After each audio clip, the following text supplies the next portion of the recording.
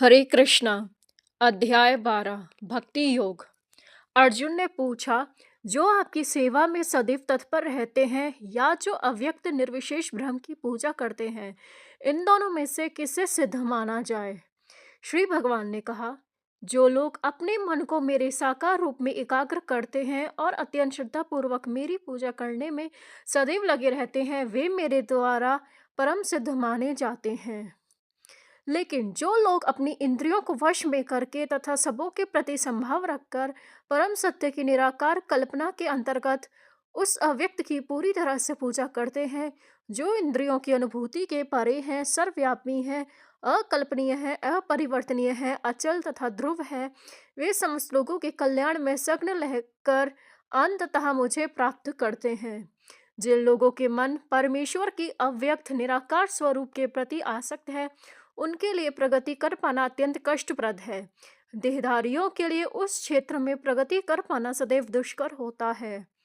जो अपने सारे कार्यों को मुझे अर्पित करके तथा अविचलित भाव से मेरी भक्ति करते हुए मेरी पूजा करते हैं और अपने चित्तों को मुझ पर स्थिर करके निरंतर मेरा ध्यान करते हैं, उनके लिए हे पार्थ, मैं जन्म मृत्यु के सागर से शीघ्र उद्धार करने वाला हूँ।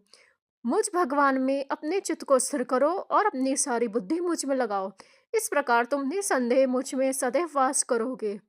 हे अर्जुन, हे धनंजय, यदि तुम अपने चित्त को अविचल भाव से मुझ पर स्थिर नहीं कर सकते, तो तुम भक्ति योग के विधि विधानों का पालन करो। इस प्रकार तुम मुझे प्राप्त करने की चाह उत्पन्न करो।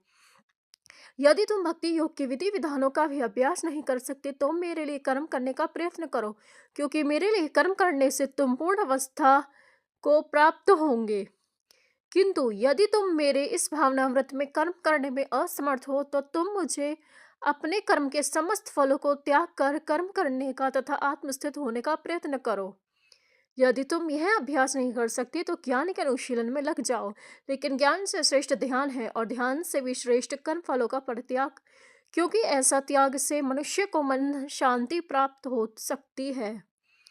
जो किसी से द्वेष नहीं करता, लेकिन सभी जीवों का दयालु मित्र है, जो अपने को स्वामी नहीं मानता और मिथ्या अहंकार से मुक्त है, जो सुख दुख में स्वभाव रहता है, सहिष्णु है, सदैव आत्मतुष्ट रहता है, आत्मसंयमी है, तथा जो निश्चय के साथ मुझ में मन तथा बुद्धि को स्थिर करके भक्ति में लगा रहता है, ऐसा भक्त मुझे अत्यंत प्रिय है, जिससे किसी को कष्ट नहीं पहुंचता तथा जो अन्य किसी के द्वारा विचलित नहीं किया जा सकता, जो सुख दुख में, भय तथा चिंता में संभाव रहता है, वह मुझे अत्यंत प्रिय है।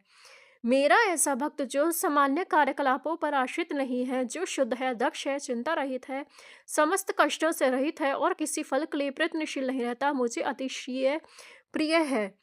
जो न कभी हर्षित होता है, न शोक करता है, न पछताता है, न इच्छा करता है तथा शुभ तथा अशुभ दोनों प्रकार की वस्तुओं का परित्याग कर देता है, ऐसा भक्त मुझे अत्यंत प्रिय है।